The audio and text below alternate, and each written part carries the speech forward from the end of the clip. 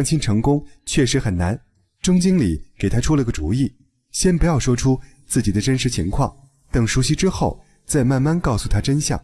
春娘也是电影院的工作人员，她对婚姻有着美好憧憬。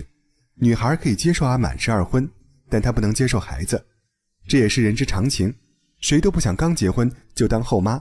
为了顾及春娘的情绪，阿满只能先隐瞒秋秋的存在。最近一段时间，小女孩都住在妈妈家里，老关的耐心快要耗尽，他让玉兰赶紧把孩子送走。女人左右为难，秋秋还生着病呢，怎么可能现在把她送走？